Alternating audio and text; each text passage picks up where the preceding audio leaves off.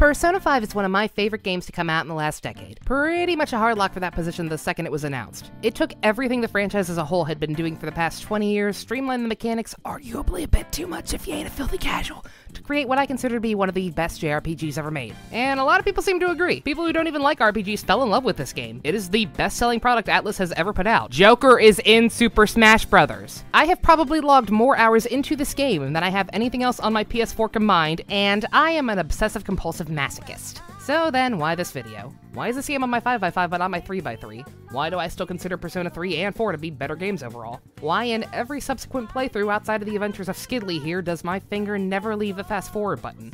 Why do I only like this game when there's just so much to love? Well, it's because, as some of you may know, I was born with no soul, a body composed of 60% saltwater, and an incessant need to nitpick away at things that normal human beings really shouldn't care about. Things that could have been so easily fixed, and it was just so close to being great that it just upsets me even more than if it had just been outright bad, and I can't turn it off. Please help me. The long-rumored P5R has finally been revealed to be Persona 5 The Royale, a presumably updated re-release of Persona 5 a la your fesses and your final mixes and your full bodies, and these names are dumb. I say presumably because, frankly, this trailer doesn't really give anything away. The only thing we do see is this new female character, and the internet apparently can't even agree on who she's supposed to be. I'll get into that later. The point is that this has happened with every Persona since 3, and a couple of other Atlus titles for good measure, and the actual amount of work put into these repackagings is, varied. Sometimes they're a wealth of fresh new content that completely outclasses the original game in terms of content and quality. Sometimes they're overstuffed turkeys that tried to add so much it ended up being detrimental to the overall story, and sometimes they shouldn't exist. Why did you make this? But regardless of the final results, the underlying intent of these re-releases is to make the games better, something Persona 5 is, IMHO, in desperate need of. I've had my own ideas on how to do this since the game came out, but 2014 was a long time ago. I thought about doing a video like this about as long, and so I've actively refrained from watching too many other people's takes on this stuff, but I do know it's out there, so I apologize if I'm beating a dead horse. These are just the things that have been nagging away at the back of my head, and well, the Royal is the first excuse I've had to talk about it in depth and actually be relevant. And in case that horrifying video length we're gonna jump off, yeah, I'm gonna be getting pretty in-depth on some of these, which means I need to set up some ground rules. Number 1. I am talking to you under the assumption that you are watching this video having played or completed Persona 5 or watched a playthrough of someone doing the same. I am not going to be recapping the original plot beat for beat, just explaining how I changed certain things up. If you live in a swamp or just somehow stumbled across this video and are not aware of what happens in the game, there be spoilers here, you should probably peace out. I am also going to have to talk about a couple of other tangentially related games, kind of, not really, sometimes, for the sake of a couple of these points. I won't be talking about any of them super in-depth, but if you are looking to stay as blind as possible for any of these babies, and some of these should absolutely be experienced as blind as possible, you may want to hold off or listen with your eyes closed if I mention one of them. Number 2, this list is in no particular order. While some of these things are more important in the grand scheme of improving the game, I'm just kinda gonna rattle them off as I see fit. I am saving the biggest one for last, though. Think the Plinkett reviews, only less funny, less insightful, more loud, more obnoxious, and me not having a stroke because lucky you, I'm not doing this in my Ryuji voice. That's a fucking sick thing to do with a kid. Number 3.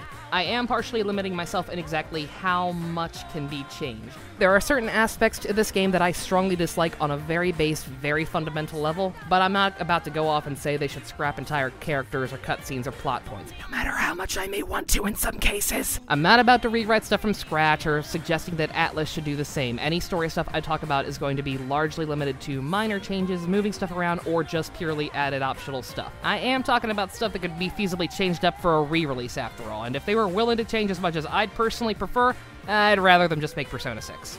Let's do it!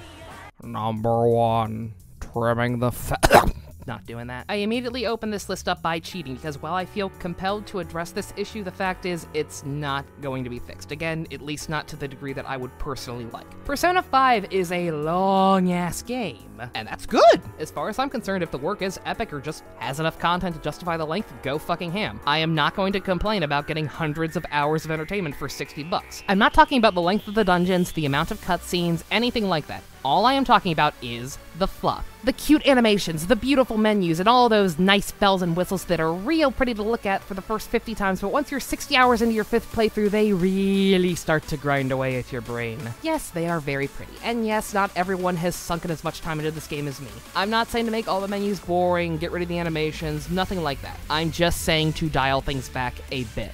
I do not need to watch each of my different social stats level up individually. I do not need to see the same social stats level up twice. I do not need to watch Caroline kick me in the butt every time I go into the Velvet Room. I do not need to go into the Velvet Room. The Velvet Room is a metaphysical construct of my brain that should not be a physical location that I need to physically walk into. I can go there in my sleep, either make it a menu or give me a more efficient fast travel option. I do not need to come down from the doobie train every time I start a social link. On that note, if I could change things up that much, I would probably just find a way to scrap the interrogation scenes entirely because there are way too many and they just kind of spoil stuff early, and it really doesn't work as a framing device in a game like this with so many scenes that the person being interrogated has no knowledge of. And I especially do not need to scroll through paragraphs upon paragraphs of text conversations between my friends. It is at least handled better here than it was in Crazy Uncle Tokyo Mirage sessions by virtue of being viewable on a TV screen and not a $200 paperweight, but they are still excessive, overly long, mostly pointless fluff that grind the game to a screeching halt and just seem like yet another excuse for the game to avoid. Number 2. It won't cost much, just your voice! From Digital Devil Saga to Shin Megami Tensei 4 Apocalypse, ever since voice acting in video games became a thing, Atlus has been packing their games with more and more of it. Devil Survivor Overclocked had so much of the stuff they almost couldn't fit it on the 3DS cartridge. So why is this game so quiet? They did at least step things up from P4 by including voice acting for the first and final ranks of Social Links. I was personally hoping for voice acting in every rank of every Social Link, but I do realize what a big extra undertaking that is, and hey, if corners had to be cut somewhere, I get why it'd be there. Less understandable are the numerous, plot-heavy, and character-significant cutscenes where there's just nothing, often sandwiched between scenes that are voiced as if to draw attention to how awkward it is that these parts aren't. The aforementioned Apocalypse came out the same year, and I struggle to think of a single major cutscene in that wasn't voice acted, but P5? Makoto and Anne reconciling with each other, teaching Futaba how to interact with human beings again, comforting Haru after the death of her father, discovering the truth about the final chats with your party members before the final battle. You know, the ones that reaffirm your bonds and their growth and resolving to God slay this fucking cup. And there's just nothing. Use your voice actors. You have them in the studio. Pay them for some extra lines. They deserve it. Give my navigators more than 2 line variations for when I knock down enemies. I deserve that! Let them work. They're talented people, especially that English cast. They had to be when they were working with a script that Grando spansa no tekyo de okarishimasu. Real talk, this entire point is only relevant in the context of the dub and localized script. If you're fluent in Japanese or playing the Japanese version of these games, go ahead and skip this. I'd say also skip this if you just don't care about dubs, but a lot of what I'm talking about is less the English voice acting and more the English dialogue. In other words, still relevant even if you're using the Japanese track on an English copy of the game. But too long, didn't read. Maybe ignore this if you don't care about us wacky Americans. Everything I said about Atlus's great history with voice acting applied to both languages. If you're even remotely familiar with Japanese voice actors, check out this cast list, it speaks for itself. But I really do need to give a special shout out to the localization team for making that possible in English. Atlus USA has done a great job at localizing their games without going too far in either direction. They've been filled with just enough English, colloquialisms, and contractions to make the dialogue feel just as natural in English as it did in Japanese without fully Americanizing it. Keeping the settings pretty obviously in Japan with the rare exception of games that, you know, just don't take place there. Keeping lots of Japanese foods and honorifics, which can be slightly awkward sometimes, especially when it's kind of inconsistent how much they do it, but it does mostly work. And it helps that they've consistently packed their games with some of the best in the industry, and unless you're one of those microbrains who thinks all English dubs are bad on principle, pretty much every one of them has been serviceable if not exceptional. And then something happened. I will become a samurai. I'm definitely going to be a samurai. Something Homeslice just went banana cakes about it all of a sudden. strange. Just watch me, everyone! Something Suguro Kamoshida was a scum. wrong. I don't quite know how to approach this subject because it is so bizarre and I couldn't tell you why it's happening or how to fix it since I don't know the exact person or persons responsible, so I'm just gonna be straight with you. At some point, Atlus's localization kinda became hot garbage. The excessively bizarre pronunciation started with SMT4, the voice acting got weaker with Dancing All Night, the lack of voice acting entirely started with Crazy Uncle TMS, and okay, yeah, that doesn't really count, obviously it still had the Japanese dub, but things are cooler in 3s, and they've pulled this shit with 3 games now, and they kinda need to stop that. And Persona 5 has all of these issues dialed up to 11. The pronunciation on some of these names is baffling.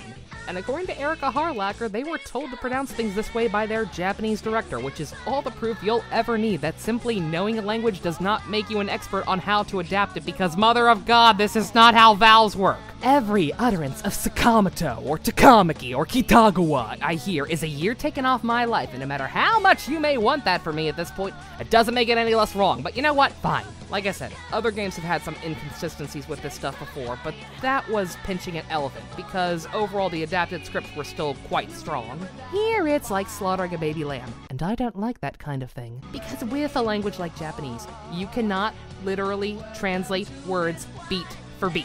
Their sentence structure is completely different from English. Sometimes you have to rearrange stuff. Sometimes you have to choose what isn't necessarily the most perfect translation of a word for the sake of fitting with other words. Some of this dialogue is early 90s anime bad. Not talking about your 4Kids-esque rewrite heavy dubs, because while those often butchered the original intent of the series, at least the dialogue usually sounded like things real human beings would say. That's right, boys. Mondo-ku. Usually. No, when I say early 90s anime bad, I mean less this. Yes, Tuxedo Mask, I don't believe it. And more this. You think I'll just let you get away with that so easily? You think you're going to get away from me? It is riddled with some of the most awkward, blunt force translated, literal-minded garbage I have ever read, never mind heard. Yeah, the fact that this dub is even listenable is a small miracle and a testament to the skill of the voice actors involved, because, good God, human beings don't talk this way! They don't! This is not natural! English doesn't work that way! Stop it! Please! You're disturbing the coffee santachi! Number 4. This was the only way I could think of to transition from coffee santachi. Stop making me go to sleep. Just stop. I get it. I like the memes too, but it's dead, Jim. I don't want to be yelled at by my cat anymore. I just want to go out. I just want to live a little, see the sights, go out and be the young teenage boy that I totally am. You know, maybe go hang out with my boy. Number 5. Let me date the art boy! Oh, Atlas, what happened to you?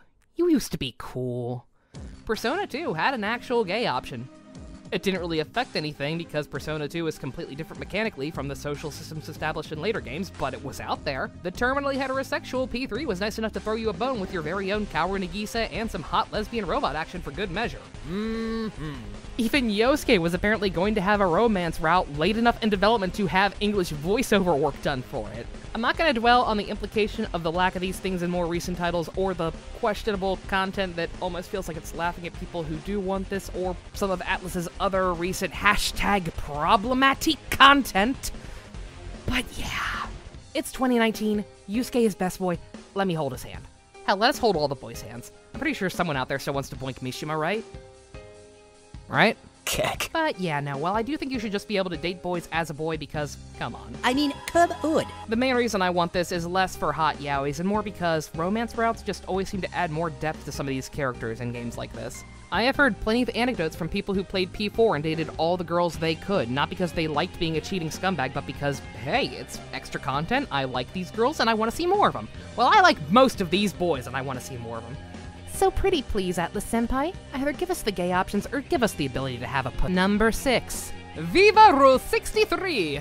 At the time of this recording, the only thing we know about P5R is that there will be a new female character.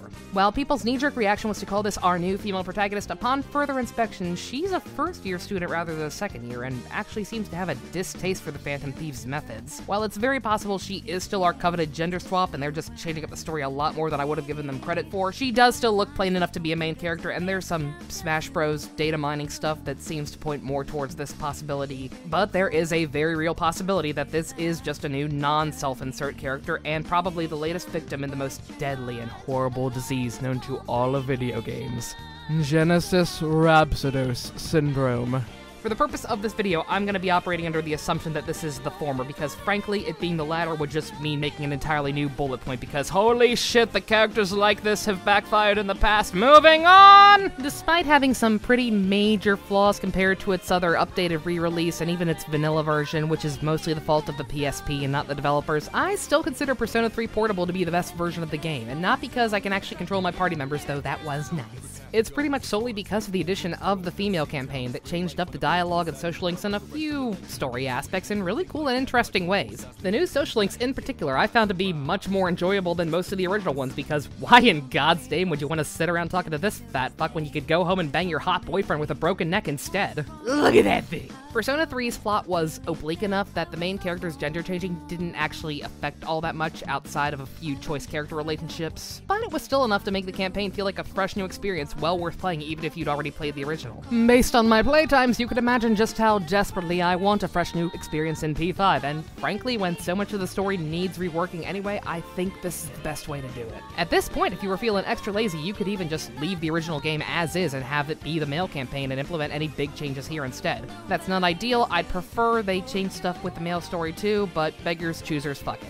Because this theoretical female campaign really would require a much bigger overhaul than even Persona 4 would have, because unlike Persona 3, a lot of 5's plot is pretty heavily reliant on the main character's gender. Atlus actually apparently did consider having a female protagonist in the base game, but realized it just wasn't feasible because of how much stuff would need reworking. And I really don't blame them. The game had suffered enough delays already by that point, I'd probably have scrapped it too. You think about the Kamoshida case and all the horrible things he's done to these young girls and how much more personal something like that is when you're one of them. Think about how your male friends are stupid, but probably not stupid enough to invite you along on something called Operation Maid Watch. Even your assault case that kickstarts the whole damn plot could potentially go very differently depending on how crazy the game feels like getting.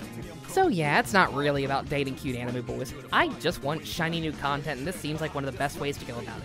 Heck, if they did go this route, everything I said about gay options before would be flipped on its side because, I mean, come on. Come on.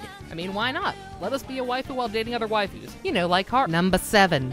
Nice girls finish last. Super long RPGs with lots of party members are always going to be fighting an uphill battle when it comes to the final party member. Because they often become playable in the final stretch of the game, you either have to make them extra fun or broken in combat, or work extra hard at that whole writing thing to give the player a reason to want to use them over the people they've been with longer. Because of this, a final party member is usually someone unique or special in some way compared to everyone else. You'll know who they are well before they actually join you, and they'll usually be tied a lot more closely to the main plot than other characters. They could be a rival character who agrees to work with you against the true threat, someone who thought they were the good guy whose worldview over the course of the game has come crashing down, or just someone who showed up super early, unexpectedly returning to the fray later on. Haru is none of these. To compare, Shinjiro from Persona 3 was introduced within the first month of gameplay as an acquaintance of Akihiko, a party member you meet from basically the beginning. He proceeds to appear in many cutscenes throughout the game, you speak directly to him on multiple occasions, and frequently hear other characters talking about him, and so by the time he reluctantly joins your party in September,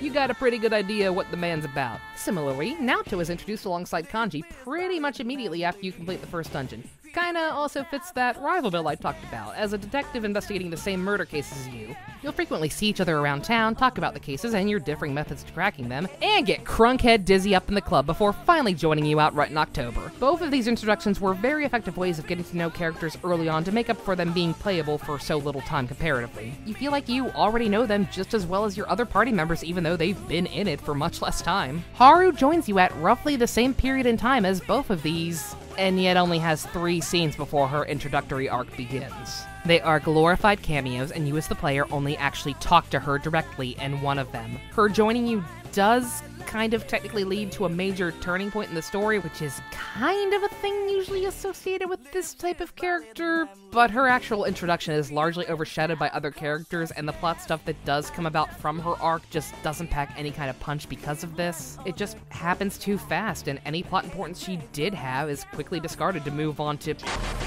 You just needed to be aware that she existed a little earlier, and box art does not cut it. She's just damn lucky she has such a good moveset and a good social link to establish her as a cutie patootie cinnamon roll who I will protect with all my being. That you can't actually start until after the main plot has already forgotten she exists. Huh.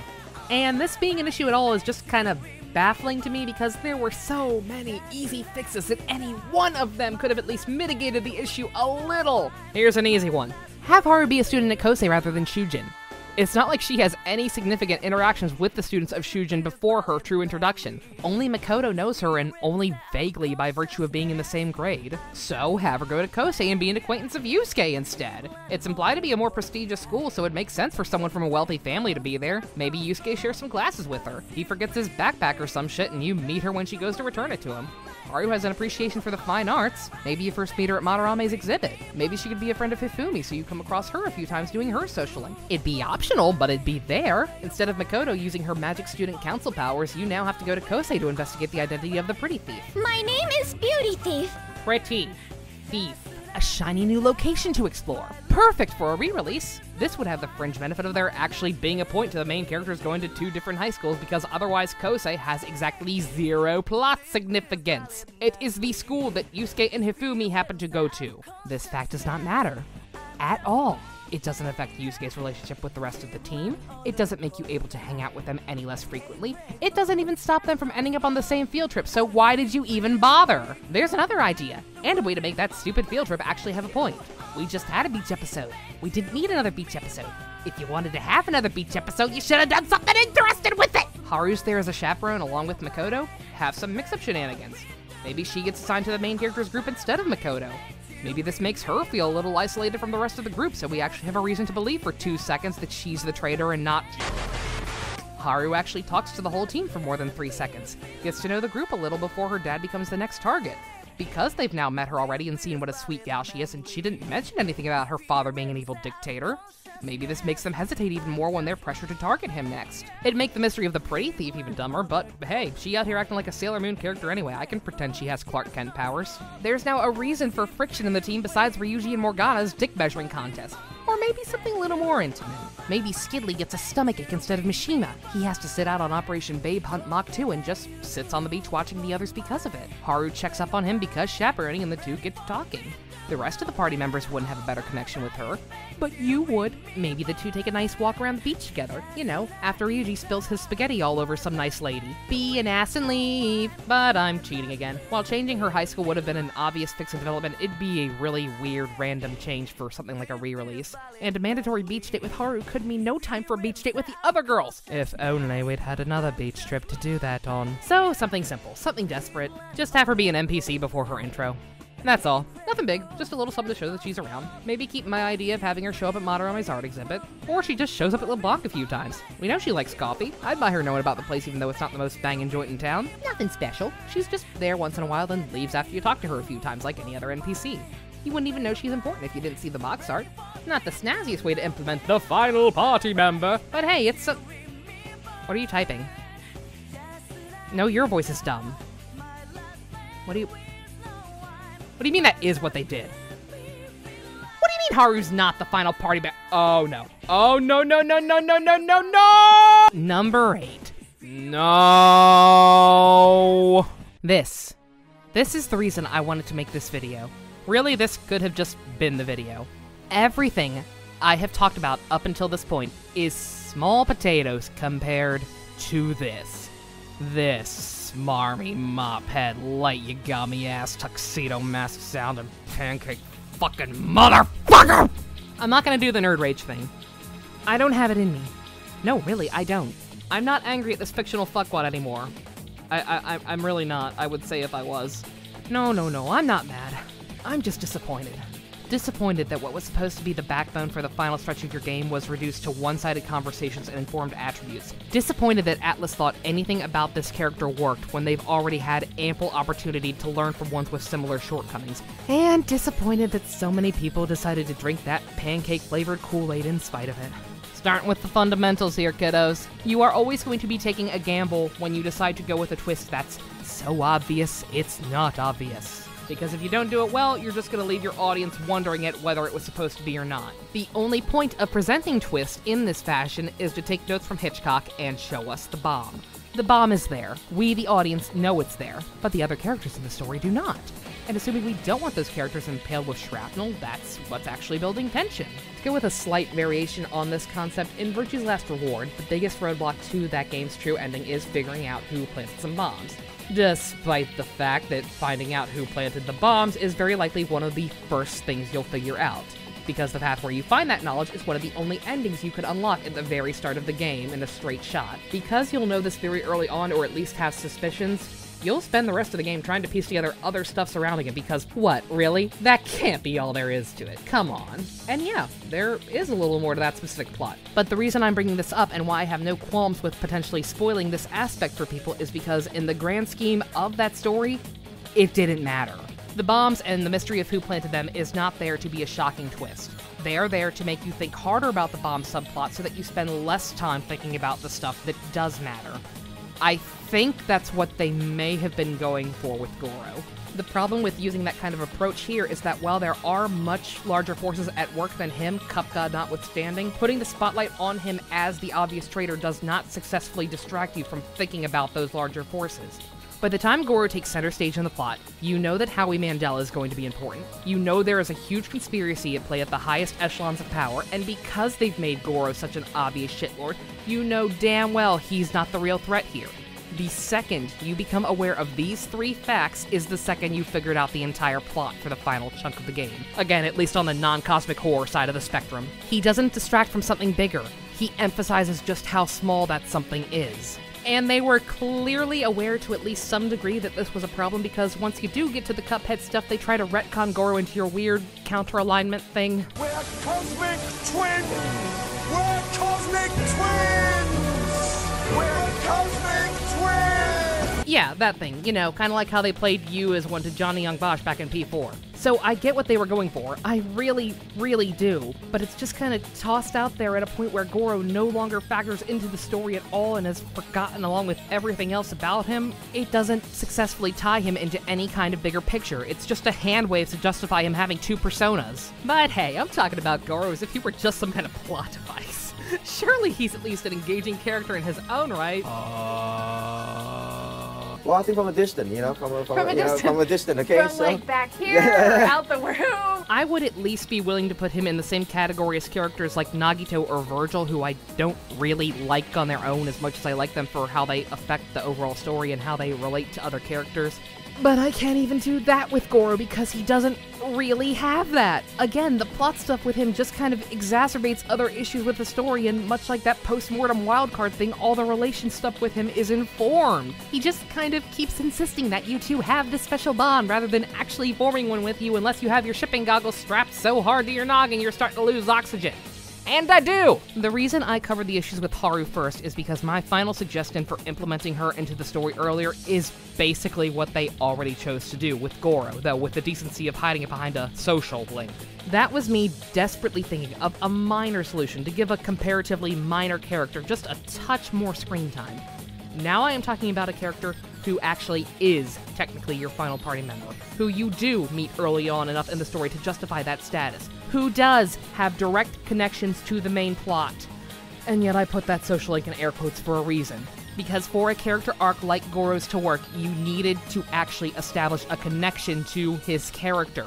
You had to make us believe that he really did have that special cosmic twin thing going on with the protagonist. You had to make us believe that forming that bond was enough to make him second-guess his horrible, horrible life choices. And you cannot do that with a slow, repetitive, one-sided conversation social link that ranks up with the plot and at no point makes you feel like you're actually forming a connection with this person. So, with all that said, and the fact that I can't just write him out of the story entirely of mind, how do we fix Goro? A real social link. That's honestly all, at least kind of, for now. I give Golden a lot of flack, but if there's one thing I'll give it credit for, it's the implementation of Marie and Adachi's social links. Not the actual content of those social links, that's still hot garbage, but how they work mechanically and affect the main story, solid stuff. All that needs to be said about Adachi's is that if you reach a certain point in it and make certain very, very naughty choices, you'll get a special ending. Marie's, on the other hand, is a lot more interesting, again, mechanically, and I think a similar approach would be best for Goro's. Have the protagonist meet Goro at the TV station as usual to at least start the social link. But just that first rank, kind of like how you're forced to at least start Futaba's. And then, just have him hanging around town as a seemingly normal social link. A nighttime one to make use of all that extra free time you'll have now without your dictating putty tat. Make him someone you actually have to choose to spend time with. Limit how far you can progress with it for each dungeon up until he actually joins you. Give him the full set of combat abilities one by one to give you incentive to actually want to hang out with this ninny. If you want to copy Marie even more, Sorry.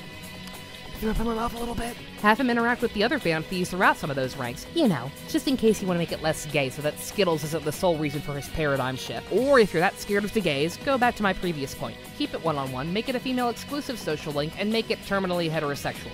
Make him less Adachi and more Ryoji, a mysterious figure who, by playing as the opposite gender, you're able to get a new perspective on. I know that's probably blasphemy to some of you hot yaoi fans, but I'm trying to compromise here. Believe me, I'd rather them do this in both campaigns, assuming a female route is even a thing that we're actually in for. Have him actually teach you how to detective like he promised at the start of his link. Have the two have actual conversations with more than one dialogue option per rank. Have those dialogue options actually matter. What the fuck brought this on? Make those choices actually affect his character. Since the writers couldn't seem to decide how sympathetic he was or wasn't supposed to be anyway, let us, the audience, decide.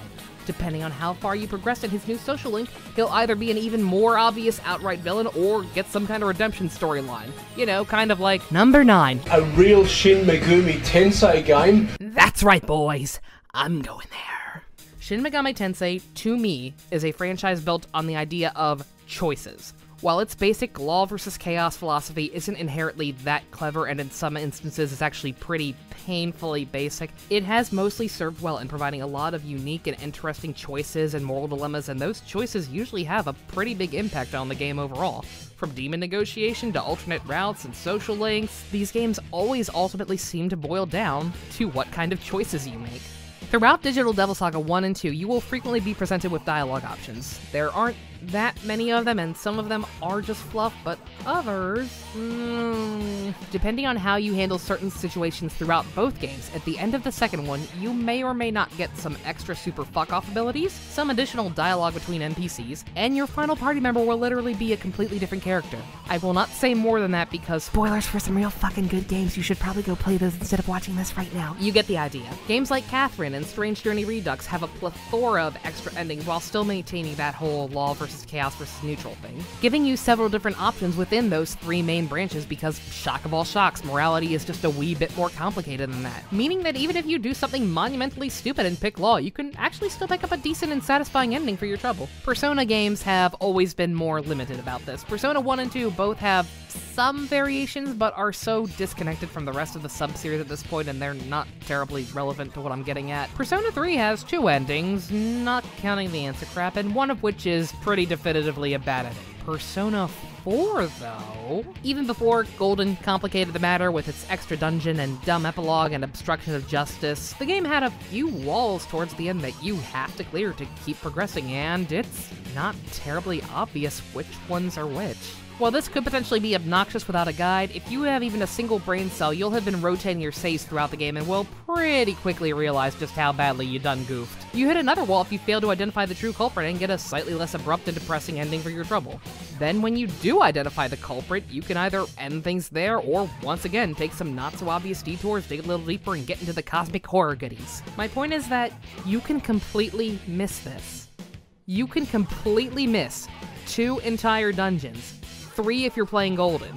If you're not invested enough in the story and the characters and their plight, you can take your bad to okay ending and just piss off.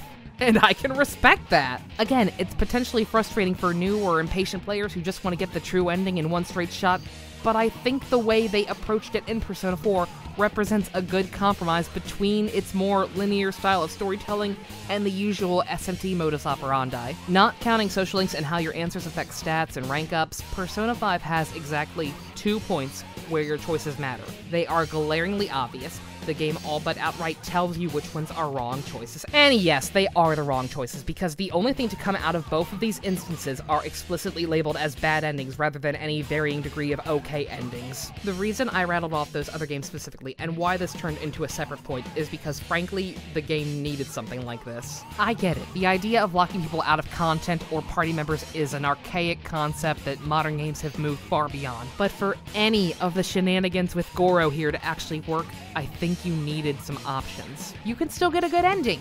People who aren't completionists won't care about an optional party member, and people who do will be doing a second playthrough for that delicious platinum trophy anyway. And yes, this entire segment was really just an excuse to talk more about Goro, so we're picking up right where I left off. Give us a reason to actually care about him. Give us the option to care about him. If you don't, fuck it. You don't do a social link and the motherfucker stays dead, add some extra dialogue to acknowledge his existence in the first place, and presto, now him being Skidley's evil counterpart is less a throwaway idea and more hey player, not sure if you know this, but you can actually do more with that crow fucker. So now you do care about him, you do complete his social link, and he becomes a permanent party member. This can be done a few ways. Either have him spill the beans to the Phantom Thieves themselves and play Triple Agent up until the Ruse Crew starts, maybe play some Nomura patented 13D chess where the player doesn't realize this either, or the rest of the party, again if you want to keep things intimate. Doesn't matter how soon this happens, I'd say the sooner the better so you can actually use him throughout the Ruse Crews, as long as he is in your party in time for the Shido fight so you can actually get some resolution on that whole daddy dearest thing, you good. Or, keep it simpler. Things play out exactly the same, but now his social link is optional, and if you max it out, he pussies out and joins you. Either before he shoots you in the face, or before Shido's cognition of him shows up on the boat. Or, something that could tie into that, in my personal favorite if you really want to get into the cat drugs, and I do love me some cat drugs, change it from Shido's cognition of Goro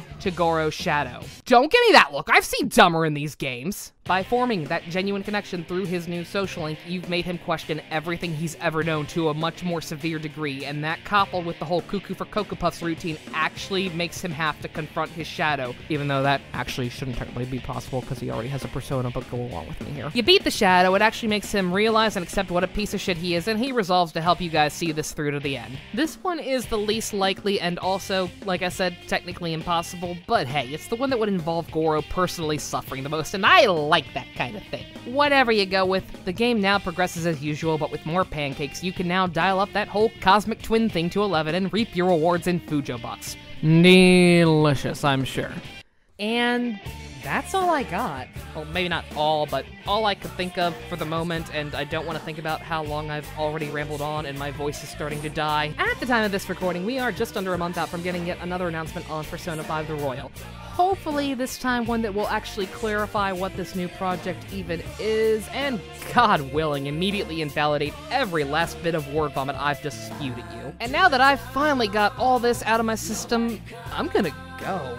Have fun, enjoy life again, play games that don't send my OCD into a violent rage. I hope you've tolerated my first foray into whatever you call this kind of content. If you actually enjoyed listening to this, consider subscribing to the channel. I play video games with my best friends and bitch about stuff on those almost as much as I did here. If you'd like to see more videos like this, yell at me in the comments about it. If you now wish a fiery death upon me for inflicting my awful personality on you like this, yell at me in the comments too. If you have your own thoughts or ideas on how to improve Persona 5 for its inevitable re-release, holler off, I'd love to hear them. If I'm your new favorite person ever, consider checking out our Patreon. You'll help support me, my friends, help the channel as a whole, and probably motivate me to actually do more videos like this because, mother of God, this was so much fucking work. I'm never fucking doing this again unless you sick fucks demand it. Walk away! That's what I'm gonna do. Later.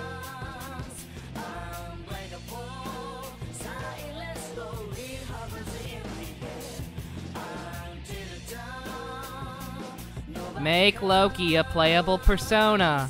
I will buy your game again. No questions asked. Peace.